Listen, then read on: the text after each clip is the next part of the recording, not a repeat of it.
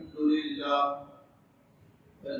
لله وحده والصلاة والسلام على من لا نبي بعده أما بعد قال الله تعالى أعوذ بالله من الشيطان الرجيم بسم الله الرحمن الرحيم يا أيها الذين آمنوا اذكروا الله ذكرا كثيرا وسبحوه بكرة وأصيلا وقال تعالى ولذكر الله أكبر صدق الله العلي العظيم وقال النبي صلى الله عليه وسلم لكل شيء سقالة وسقالة القلب ذكر الله وتذكرة الموت أو كما قال عليه الصلاة والسلام.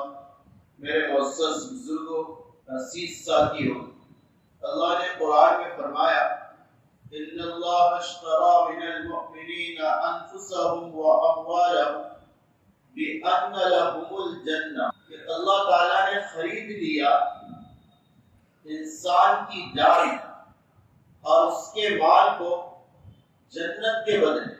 اللہ نے ثمن اور انعام جنت دیا اور اس کی قیمت لگائی انسان کی جان اور اس کا مال. وہ جان جو اللہ کے دین پر لگے، وہ مال جو اللہ کے نام پر اور اللہ کے دین پر لگے، اس کے بدلے اللہ نے جنت دیا ہے. مفسرین یہ فرماتے ہیں یہاں پر اللہ نے جنت دیا اور بدلے میں مال اور جان لیا. یہاں پر ایک تیسری چیز بھی ہونا چاہیے تھا، دل، کہ اللہ نے جنت کو خریدا جان، مال اور دل کے ذریعے، دل کے بدلے. سمجھے؟ دل کا بھی تذکرہ ہونا چاہیے، لیکن صرف اللہ نے جان اور مال کا تذکرہ کیا، دل کا تذکرہ نہیں کیا. حالانکہ اصل دل، ارے مال لگانے میں بھی دل ہونا اور جان لگانے کے لیے بھی دل چاہیے. دل کا تذکرہ کیوں نہیں آیا؟ دل کو اللہ نے بدلہ کیوں نہ قرار دیا؟ مفسرین نے عجیب نکتہ لکھا ہے کہ دل کو اللہ نے جنت کے بدلے اس وجہ سے نہیں خریدا کہ دل پہلے سے ابتدا سے اللہ کے لیے وقف ہے. دل پہلے سے کیا ہے؟ اللہ کے لیے وقف ہے. اور جو چیز اللہ کے لیے وقف ہو جاتی، جو چیز اللہ کے نام پر دے دی جاتی، اسے نہ خریدا جاتا نہ بیچا جاتا. معلوم ہوا ہمارا دل ابتدا سے اللہ کے لیے ہے. اس میں نہ کوئی اس کو نہ کوئی بیچ سکتا ہے اور نہ خرید سکتا ہے. یہ تو پہلے ہی سے اللہ کے لیے. جو چیز اللہ کے لیے ہوگی اس میں اللہ کا ہونا امانت ہے، اللہ کے غیر کا ہونا خیانت ہے. علماء نے مسئلہ لکھا ہے، کوئی کمرے میں نماز پڑھی جائے اور اس میں تصویر ہو، دیوار پر لگائی ہوئی یا لٹکائی ہوئی، اس کمرے میں نماز پڑھنا مکروہ تحریمی ہے. مکروہ تحریمی کا مطلب نماز ہو جائے گی، ثواب کچھ بھی نہیں ملے. اب اس پر محدثین یہ فرماتے ہیں ایسا کیوں ہے؟ فقہاء نے مسئلہ کیوں بیان کیا؟ اس کی وجہ یہ ہے کہ کہیں ایسا نہ ہو جس کمرے میں نماز پڑھی جائے اور اس میں تصویر ہو، یہ سجدہ کرے، اس سجدے میں اس کا دل ایک تصویر کی طرف نہ چلے. تو جس کمرے میں تصویر کی وجہ سے نماز مکروہ ہے، تو جس دل میں غیر اللہ کی تصویر ہوگی اس میں اللہ کیسے آئے؟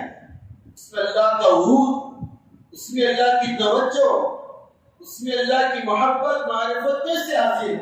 اس لیے میرے عزیز سے بزرگوں دوستوں، ہمارا دل بک چکا ہے. حالانکہ بیچنے کی چیز نہیں تھی، ہم نے بیچ دیا.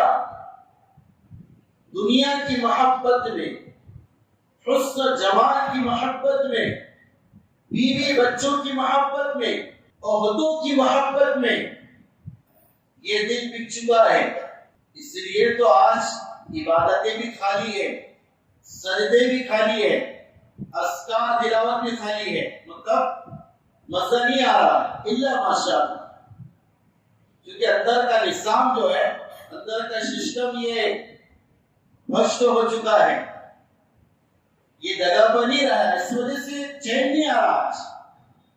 سکون کے لیے دنیا بےتاب ہے، اور اللہ نے فرمایا کہ سکون میری آدمی۔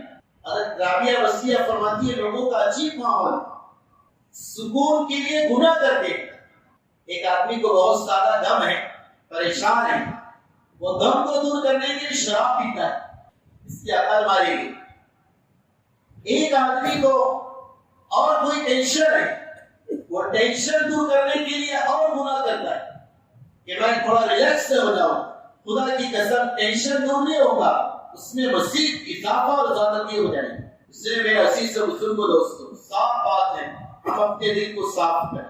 اگر عبادتوں کا مسئلہ چکنا ہے اور اللہ کی یاد میں تڑپنا ہے، سجدوں کا مسئلہ چاہیے، دعوت کی مبارک محنت کا مسئلہ چاہیے، گشتوں میں تھکنے کا مسئلہ چاہیے، اور قربانیوں کا مسئلہ چاہیے، دلوں میں اللہ کو لانا پڑے تو مسئلہ آئے گا، ورنہ عبادتیں اچاٹ ہو جائیں گی، اچاٹ ہو جائیں گے ہم عبادتوں سے۔ دلی نہیں بورا کرنے، دلی نہیں لگ رہا، یہ در کی کمزوری کی علامت ہے۔ اس لیے فقہا نے لکھا اگر کوئی زمین ناپاک ہو جائے، اس کی پاکی کے تقریباً دو طریقے۔ پہلا طریقہ یہ ہے کہ اس پر بارش آئے، پانی اتنی کثرت سے کہ وہ گندگی بہہ کر صاف ہو جائے، پیشاب آنے لگا تو بارش آئے اور وہاں سے پانی بہہ کر چلا جائے، وہ زمین اور جگہ پاک ہو جائے۔ ایک باقی کا طریقہ یہ۔ دوسرے باقی کا طریقہ یہ ہے اس زمین پر جہاں پر پیشاب کیا ہے، سورج کی شعاعیں دھوپ اتنی کثرت سے پڑے کہ وہ وہاں سے نجاست سوکھ کر چلی جائے، سوکھ جائے، وہ پاک ہو جائے۔ نجاست سوکھنے سے بھی پاک ہوتی ہے۔ آپ کا ٹیری سے اس پر کسی بلی نے پیشاب کر دیا اور پھر وہ ٹیری سوکھ گیا، وہ پاک ہے، اس پر نماز پڑھ سکتے۔ اکثر و بیشتر مسئلہ پیش آ رہا قبرستان میں، جنازے کی نماز پڑھتے ہیں، اگر آپ کے جوتے پاک ہے، آپ کو یقین ہے آپ جوتوں پر نماز پڑھ سکتے، آپ کو ڈاؤٹ ہے، آپ کو شک ہے، معلوم نہیں جوتے کیسے ہیں، اتار دو، نیچے کی فرش پر نماز پڑھو، گرچہ اس پر آ کر پہلے کسی کتے نے چلا ہو لیکن دھوپ سے سوکھ گئی، وہ زمین تو پاک ہے، اس پر آپ جنازے کی نماز پڑھ سکتے۔ یہ دو طریقے تو مشائخ فرماتے ہیں دلوں کی صفائی کے بھی دو طریقے۔ جیسے وہاں بارش ہے، بوند اور قطرات کی، اس زمین کی صفائی کے لیے بارش ہے، ذکر اللہ کی کثرت، ذکر اللہ کی کثرت، کثرت سے اللہ کا ذکر کرے۔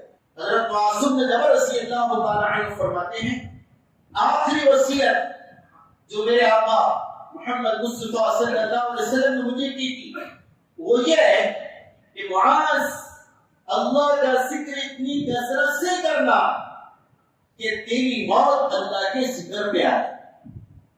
سب سے اچھی موت وہ ہے جو اللہ کے ذکر پر آئے۔ اس لیے علماء نے مسئلہ لکھا ہے موت سے پہلے کلمہ طیبہ پڑھنا افضل ہے، کسی کی جان جا رہی ہے، لیکن اگر مرنے والا اللہ کا کوئی نام لے لے، سبحان اللہ پڑھ دے، اللہ اکبر پڑھ دے یا اللہ کہہ دے تو بھی یہ کہا جائے گا اس کی موت کلمے پر ہوئی۔ سمجھے؟ صرف کلمہ پڑھنا ضروری نہیں۔ ہمارے نبی کا انتقال ہوا، آپ نے آخری کلمہ لا الہ الا اللہ نہیں پڑھا، کیا تھا آپ کا آخری کلمہ؟ اللہ۔ کیا تھا؟ اللہ۔ یہ آپ کا آخری کلمہ ہے۔ حضرت معاذ کو آپ کہیں کہ معاذ اتنی کثرت سے اللہ کا ذکر کر کہ آخر میں بھی تیری زبان پر اللہ ہے، اللہ نکلے دل سے۔ حضرت انس بن مالک کی روایت ہے مسند ابی یعلا کے حوالے سے، ہمارے نبی نے فرمایا سب سے افضل جہاد تمہیں بتاؤ، سب سے افضل جہاد؟ حضرت انس نے فرمایا کہ ضرور بتائیں۔ ہمارے آقا نے فرمایا سب سے افضل جہاد ہے فرائض کا اہتمام کرنا، فرائض کا اہتمام کرنا۔ اللہ کے جو فرائض ہیں، ایمان کے بعد نماز ہے، زکات ہے، روزہ ہے، حج ہے، اس کا اہتمام کرنا سب سے افضل جہاد ہے۔ سمجھے؟ عجیب ماحول ہے، فرائض ہمارے غائب ہے، احساس سے ہوگا۔ اصل وجہ یہ ہے، حضرت امام غزالی نے فرمایا جس دل میں سیاہی ہوتی اور جس دل میں کمزوری بیماری ہوتی ہے، اس دل پر عبادت کے چھوٹنے کا افسوس نہیں ہوتا ہے، اس سے احساس ہی نہیں ہوتا اس سے کیا ہو گیا۔ حالانکہ ہمارے نبی نے فرمایا آج بدر کی تعلیم میں اس روایت کو پڑھا گیا کہ اگر کسی کی ایک نماز چلی جائے، افسوس اتنا ہونا چاہیے جتنا افسوس بیوی بچے اور مال کے مرنے پر ہوتا ہے۔ مال کے لٹنے پر اتنا کتنا افسوس ہوتا ہے، اتنا ایک نماز کے چلے جانے پر ہونا چاہیے۔ تو ایمان ہے ورنہ بڑی افسوس کی بات ہے۔ تو ہمارے نبی حضرت انس سے کہہ رہے سب سے افضل جہاد فرائض کا اہتمام کریں گے انشاءاللہ۔ افضل جہاد ہماری دعوت کا مقصد بھی ہے امت میں فرائض کو زندہ کرنا۔ ہاں، ایک ایک امتی فرض پر آئے، یہ ہماری دعوت کا مقصد ہے۔ تو ہم زندگی میں فرائض کو لائیں تو امت میں فرائض زندہ ہوگی۔ تو پہلا جہاد۔ دوسرا آپ نے فرمایا کہ انس سب سے افضل ہجرت بتاؤ، سب سے افضل ہجرت فرمایا کہ بتائیے۔ ہمارے نبی نے فرمایا سب سے افضل ہجرت ہے گناہوں کو چھوڑ دیں۔ سب سے افضل ہجرت کیا ہے؟ گناہوں کو چھوڑ دیں۔ عجیب بات ہے، آقا نے کیا ہمارے دکھ کی رگ پر ہاتھ رکھا ہے۔ سب سے افضل ہجرت کہ ہم گناہوں سے دور ہو جائیں۔ علماء نے لکھا گناہ چھوڑ دو، اب اس کی کہ گناہ تم کو چھوڑ دے۔ سمجھے آپ؟ تم گناہ کو چھوڑ دو، اب اس کی کہ گناہ تم کو چھوڑ دے۔ کیا مطلب؟ مطلب یہ ہے کہ زندگی میں گناہ سے دور رہنے کی محنت کرو، کوشش کرو، ورنہ گناہ تمہارے زندگی میں لگ جائے گا اور عادت پختہ ہو جائے گی۔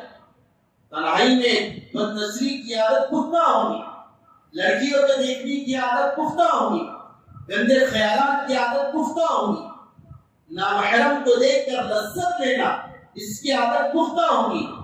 وہ اگر چھوڑے نہیں، وقت ایسا آئے گا مر جاؤ گے، پھر مر کر گناہ کو چلے جائیں گے۔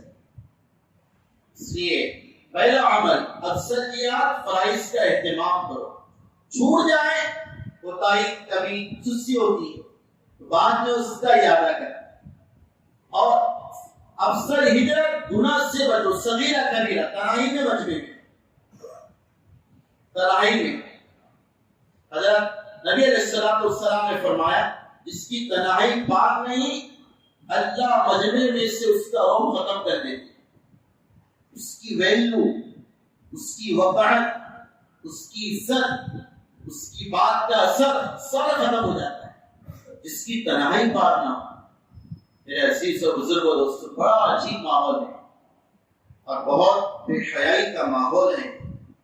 اس لیے بہت درد ہوتا، دکھ ہوتا ہے حالات سن کر، کارگزاریاں جو سامنے آتی ہے، بڑا افسوس ہوتا ہے۔ اس وجہ سے آپ سے درخواست ہے کہ ہم اپنی تنہائیوں کو مزید پاک ہے، الحمدللہ پاک ہے، مزید پاک بناؤ، تنہائی میں گناہ نہ ہو، مجھ سے بھی آپ سے بھی۔ انشاءاللہ اس سے بچنے کی زندگی نکلے گی، سوار اللہ سوارے گی۔ اور تیسرا عمل ہمارے نبی نے سیدنا انس رضی اللہ تعالیٰ عنہ کو فرمایا، انس تجھے زندگی کا ٹاپ عمل بتاؤں جس سے تو ابرار، اتقیاء، اولیاء، ابدال، اقدام ان تمام میں شمار ہوگا۔ فرمایا بتائیے، تاکہ تیری موت اللہ کے ذکر پر آئے۔ موت کیسی آئے؟ اللہ کے ذکر۔ بہت کم موت اللہ کے ذکر پہ آ رہی۔ آپ نے غور کی؟ میں غیبت نہیں کر رہا ہوں، میں صورتحال بتا۔ بہت کم لوگ ایسے ہیں جو مرنے سے پہلے اللہ اللہ کر رہے ہیں. میں نے کارگزاری سمجھ صاحب کو مرتے ہوئے دیکھا, وہ کہہ رہے تھے راستہ دور ہے, حضرت آ رہے. بات سمجھے, میں پاس میں موجود تو وہ کہہ رہے تھے میں تھوڑا ہٹاؤں, کوئی آ رہا ہے. یعنی موت اتنی مبارک ہے کہ موت سے پہلے پہلے فرشتے نظر آنے ہیں. اس کی موت یہ ابھی کیا واقعہ ہے 3 سال پہلے ہے نا جی, ماشاءاللہ اس کی موت ہو رہی, لیکن اکثر موت اللہ کے ذکر کے بغیر ہو رہی, اس لیے موت اللہ کے ذکر پر ہے. ایک اور روایت سناؤ آپ کو طبرانی کی. ہمارے نبی نے فرمایا سب سے افضل نماز بتاؤ. صحابہ نے فرمایا کہ بتائیں. ہمارے نبی نے فرمایا سب سے افضل نماز وہ ہے جس میں اللہ کا ذکر کثرت سے کیا جائے, کثرت سے اللہ کا ذکر کیا ہے. سب سے افضل نماز یعنی جس نماز میں اللہ کی یاد زیادہ ہوگی وہ نماز سب سے افضل ہے. دوسرا بتایا سب سے افضل روزہ بتاؤ. آگے بتائیے, ہمارے نبی نے فرمایا سب سے افضل روزہ وہ ہے جس میں اللہ کا ذکر کثرت سے کیا جائے. پھر آپ نے بتایا سب سے افضل جہاد بتاؤ, محنت قربانی کون سی ہے. صحابہ نے فرمایا کہ ضرور بتائیے. ہمارے آقا نے فرمایا سب سے افضل جہاد وہ ہے جس میں اللہ کا ذکر کثرت سے کیا جائے. کثرت سے اللہ کا ذکر کیا جائے دلوں کی صفائی کے لیے. اللہ معاف کرے, اللہ معاف کرے. آج ایسا ہوا ہماری صورت حال یہ ہے, ذکر کی جگہ یہ غیبتوں نے لے لی اور قرآن کی تلاوت کی جگہ موبائل لے لی. صورت حال ہے ہماری, ذکر اللہ کی جگہ غیبتوں نے, غیبتوں نے, اور قرآن کی تلاوت کی جگہ موبائل نے, موبائل نے لے لی. چین نہیں آتا موبائل کھولے بغیر. اب قرآن کئی مہینوں سے کھول کے نہیں دیکھا, احساس بھی نہیں ہو رہا. اس سب سے کہہ رہا, میں اپنی ذات سے بھی کہہ رہا, چاہے عام ساتھی ہو, دعوت کا ساتھی ہو, عالم ہو, مفتی ہو, میں حافظ جو بھی ہو, ہمارا یہ حال ہے کہ موبائل کے بغیر چین نہیں. قرآن کئی مہینوں سے کھول کے دیکھا نہیں, اس سے احساس بھی نہیں ہو رہا کہ میں نے اللہ کا کلام نہیں دیکھا, اللہ کے قرآن کی تلاوت نہیں کی, مجھے احساس بھی. یہ محبت اللہ کے ساتھ. اس لیے آپ کو کسی معشوقہ نے عاشق کو چٹھی بھیجی, چٹھی میری عاشق کا پہنچا دینا, اس کے بعد سوچنے کے بعد اسے کوئی در بھی نہیں دیکھے گا کہ میرے محبوبہ کا خط آیا, میسج آیا, دین قربان کر کے محبوبہ کے میسج پڑے جاتے. اور اللہ نے یہ کلام محبت کا مسودہ ہمیں بھیجا ہے, اور یہ عاشق رسول اور اللہ کے عشق کا دعویٰ کرنے والے قرآن کھولے بغیر زندگی گزار. اللہ اکبر. اس لیے حضرت عمر کا ملفوظ سناؤ. ہاں, حضرت عمر کا ملفوظ ہے روایتوں میں حلیۃ الاولیاء کے اندر. حضرت عمر فرماتے ہیں اللہ کا تذکرہ کیا کرو, دل صاف ہوگا, یہ شفا ہے. دیکھو, اللہ کا تذکرہ کیو, یہ دلوں کی شفا ہے. مخلوق کا تذکرہ مت کرا کرو, یہ دلوں کی بیماری. مخلوق کا تذکرہ دلوں کی بیماری, اللہ کا تذکرہ دلوں کی شفا. اس وجہ سے میرے عزیز کو دوستو, ہم دن بھر میں اللہ کو یاد ضرور کریں. صبح شام کی تسبیحات اللہ ماشاءاللہ رہیں گے, اللہ ماشاءاللہ. صبح کی تسبیح, شام کی تسبیح, روزانہ ایک پارے کی تلاوت, مصنون دعاؤں کا اہتمام, سنتوں کا اہتمام زندگی سے چلے گیا. ہاں, زندگی میں نور نظر آئے گا, کہاں سے روشنائی اور رعنائی زندگی میں نظر آئے گی. اس لیے اللہ کے نبی علیہ الصلوۃ والسلام نے فرمایا اللہ کا ذکر اتنی کثرت سے کرو منافق لوگ تمہیں ریاکار کہنے لگے. ریاکار کثرت سے کرو اللہ کا ذکر. ہمارے نبی سب سے بڑے, میری ابھی کل کی حضرت شیخ حنیف صاحب گواری سے بات کی نظر سے دعا کی درخواست کی, ہمارے رشتہ دار میں کوئی بیمار ہے ان کے لیے حضرت نے دعا دی. حضرت کا ایک ملفوظ مجھے یاد آیا. حضرت فرماتے مولانا قاسم نانوتوی رحمۃ اللہ علیہ, انہوں نے یہ فرمایا تھا کہ ہمارے نبی کے باب میں حدیث میں آتا ہے ہمارے نبی ہمیشہ اللہ کا ذکر کرتے, ہمیشہ اللہ کا ذکر, ہمیشہ. تین موقع ہیں جس پر اللہ کا ذکر نہیں ہے. میں نے کہا تھا اس سے پہلے, ایک تو بیت الخلا میں, دوسرا جب انسان کا سطر کھلا ہوا, اور تیسرا بیوی کی ملاقات کے وقت, ہم بستر کے وقت ذکر نہیں, مبادی بھی نہیں. اس کے علاوہ ہر موقع پر ہمارے نبی کا ذکر ثابت, ہر موقع. واقعات بہت یاد آئے لیکن وقت اتنا میں ہمارے نبی کیسے اللہ کے ذکر کے عاشق ہے. سیدہ عائشہ فرماتی ہے اللہ کا ذکر ہمارے نبی کی کثرت سے کرتے تھے, اللہ کی یاد میں اتنے مگن رہتے تھے کہ کبھی کبھی جب اللہ کے ذکر سے تہجد پڑھ کے جب اٹھتے آپ, تہجد پڑھ کے جب نبی علیہ السلام تہجد, ہمارے نبی نے فرمایا تھا ایک صحابی سے, دیکھ بیٹا تہجد نہ چھوڑنا, تین علامتیں بتائی, تین فوائد اس کے. اداب الصالحین, کوئی ولی نہیں بن سکتا بغیر تہجد. دوسرا فائدہ بتایا تھا اگر گناہ سے رکنا چاہتا ہے دن پر تہجد کا اہتمام کرنا. اور تیسرا گناہ ہو گئے کبیرہ صغیرہ بڑے گناہ, مکفرۃ للسیئات, تہجد پڑھنا اللہ بڑے گناہ معاف کرنا. یہ جو ایام سرما چل رہا ہے, سردی کے ایام, یہ کیا دن ہے؟ غور کریں اس پر. مستدرک حاکم کی روایت ہے, ہمارے نبی نے فرمایا اللہ نے سردیوں کے دنوں کو چھوٹا کر دیا, راتوں کو طویل اور لمبا کر دیا. کیوں؟ رات لمبی اس وجہ سے ہے کہ تاکہ سو کر آخر رات میں تہجد پڑھے. اللہ, رات کس وجہ سے لمبی ہے؟ ابھی تو 5:40 اور 5:38 کوئی دن غروب ہو جا رہا, 6 بجے سے رات شروع ہو جا رہی. کب تک؟ فجر کی نماز 6:15 بجے, تہجد 5:25 کو تقریباً. اگر 12 بجے بھی سویا 5 بجے اٹھا تو 5 گھنٹے نیند کافی ہے. 1 گھنٹہ دن میں 6 گھنٹے نیند ہونا بس. سائنس دائیں فرماتے 6 گھنٹے نیند ہونا مائنڈ کے لیے بس. اگر اس سے کم سوئیں گے تو بھی بیمار, اور زیادہ سے سوئیں گے تو بھی بیمار. 6 گھنٹے ہونا چاہیے. ہمارے نبی فرما رہے دنوں کو راتوں کو بڑا اس وجہ سے کر دیا تاکہ تم آخر رات میں اٹھ کر تہجد پڑھو, اور دنوں کو چھوٹا سردیوں کی اس لیے کر دیا رمضان کا کوئی روزہ تمہارا رہ گیا ہو, کوئی نظر کا روزہ رہ گیا ہو, منت کا روزہ رہ گیا ہو, تو تم سردیوں کے دنوں میں روزوں کی قضا کرنا.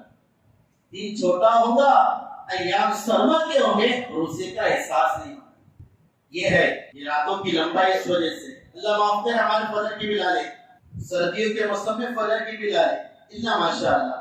اس لیے میرا عزیز سیدہ عائشہ فرماتے ہیں مرتبہ اللہ کے نبی نے تہجد پڑھی, اللہ کی یاد میں ایسی مگن تھے کہ میں جب سامنے آئی ایک روایت اور یاد آئی آپ کی توجہ کی برکت سے. ہمارے نبی نے فرمایا کوئی میاں بیوی سوئے, ایک ساتھ سوئے میاں بیوی, پھر رات میں میاں جاگے یا بیوی جاگے, شوہر جاگے تو وہ اپنی بیوی کو پانی ڈال کے جگائے اٹھ جا, اور میاں بیوی دونوں تہجد پڑھے, میاں بیوی دونوں تہجد پڑھے, شوہر بیوی. اللہ کی قسم اللہ تعالیٰ اس عمل کی برکت سے میاں بیوی کی مغفرت فرما دیتے, اور دوسرا انعام اللہ انہیں ذاکرین میں لکھ دیتے, ذکر کرنے والوں, اللہ کو یاد کرنے والوں میں ان کو لکھ دیا جاتا ہے اسٹامپ پر کہ اللہ کے ذاکر ہے. وہ ذاکر جن کے بارے میں آتا ہے شیطان بھی اس سے ڈرتا ہے. تو سیدہ عائشہ کے باب میں آتا ہے, وہ فرماتی ہے جب ہمارے نبی تہجد سے فارغ ہوتے کبھی کبھی ایسا ہوتا کہ اللہ کی یاد میں مشغولی کی وجہ سے مجھے بھی نہیں پہچانتے. ارے بھائی انسان کسی کی یاد میں کھو جاتا کبھی کبھی تو کیسا ہے, بے چین ہو جاتا. موبائل میں اتنا بے چین بہت کھویا ہوا ہے, اس سے اگر ہاتھ لگا تو جلدی سے سنتا نہیں, دھکا دینا بتاؤ, پھر اس کے لائٹ لگتے یار کیا ہے یہ موبائل کا یہ کرشمہ ہے, تو اللہ کی یاد اس کا کیا کرشمہ ہوگا. حضرت جنید بغدادی فرماتے لوگوں کو سکون آتا ہے گانے سن کر, اللہ والوں کو سکون آتا ہے اللہ کے سامنے رونے سے. حضرت جنید بغدادی رحمۃ اللہ علیہ فرماتے عجیب بات, دیکھو محفوظ اتنا ہے, حضرت کا محفوظ ہے اور روایتوں میں ہے, یعنی تاریخی روایتوں میں. حضرت فرماتے اللہ کے ذکر سے غفلت اتنی بری اور بڑی مصیبت ہے کہ اس مصیبت کے سامنے جہنم کا داخلہ بھی آسان اور کمزور. اللہ کی یاد سے غفلت کتنی بڑی مصیبت ہے، اس مصیبت کے سامنے جہنم میں داخل ہونے کی مصیبت بھی چھوٹی ہے، بڑے ہیں بڑوں کی بات بھی بڑی ہے۔ اللہ کی یاد سے غافل ہونا بہت بڑی مصیبت ہے، اور ہمارے فرائض سے بھی غافل، گناہوں کا بھی ارتکاب، ذکر اللہ، قرآن کی تلاوت، رونا دھونا سب چلے گیا، کوئی رہا نہیں۔ میں دیکھتا ہوں، غور کرتا ہوں، ان کا ماشاءاللہ کچھ لوگ ہیں جو ماشاءاللہ پابندی سے تلاوت کرتے ہیں، اللہ کا نام لیتے ہیں، ذکر کرتے ہیں، بہت اچھی بات، اکثر غافل ہے، اکثر لوگ، سب، میں بھی غافل ہوں۔ اس لیے میرے بزرگوں دوستوں، ہم اپنا بھی جائزہ لیں۔ سیدہ عائشہ فرماری، میرے نبی اتنی مدد رہتے تہجد میں کہ اللہ کی یاد میں کبھی ہمیں بھی نہیں پہچانتے تھے۔ یہ آپ کے ذکر اللہ کا کیا ہے؟ ذکر اللہ کا آپ کا صورتحال ہے۔ تو مولانا قاسم نانوتوی رحمۃ اللہ علیہ کا ملفوظ سنا رہا تھا، حضرت فرماتے ہیں ہمارے نبی کثرت سے ذکر کرتے تھے، سمجھے؟ حالانکہ آپ کی عبادتوں کا کیا حال ہے؟ ساری دنیا، جب سے دنیا بنی تب سے لے کر آخر آنے والے انسان تک تمام لوگوں کے سجدے ایک پلڑے میں رکھ دیا جائے اور دوسرے پلڑے میں ہمارے نبی کا ایک سجدہ ہو، اللہ کی قسم ہمارے نبی کا ایک سجدہ بھاری ہو جائے۔ جس ذات کے صدقوں کا یہ وزن ہے، اس کے بعد میں آتا وہ ذات ایک مجلس میں 70 بار استغفار کیا کرتی، ایک بیٹھک میں 70 بار اللہ کے سامنے توبہ کیا کرتی، اور فرمایا وہ مجلس جو اللہ کے ذکر کے بغیر، درود کے بغیر گزر جائے، اتنا افسوس ہوگا، اگر یہ جنت میں بھی چلے جائے تو بھی اس گھڑی کے چھوٹ جانے پر اتنا افسوس ہی رہے، وہاں پر اللہ کا ذکر کیوں نہیں؟ اس وجہ سے میرے عزیز سے بزرگوں دوستوں، کہنے کا مقصد یہ ہے چند باتوں کا اہتمام کرو۔ سب سے پہلے دلوں کے صفائی کا سبب قرآن کی تلاوت ہے، دوسرا موت کی یاد ہے، تیسرا صبح و شام کی تسبیحات پابندی سے پڑھو، وقت نکال کر پڑھو تو سکون رہے گا۔ نمبر 4 سنتوں کا اہتمام، اور نمبر 5 مسنون دعا کا اہتمام۔ یہ 5 طریقے ہیں جس سے دلوں کی گندگی صاف ہوتی ہے۔ یہ برسات جو پڑتی ہے اس سے گندا دل صاف ہوتا ہے۔ اللہ مجھے آپ کو اس پر عمل کی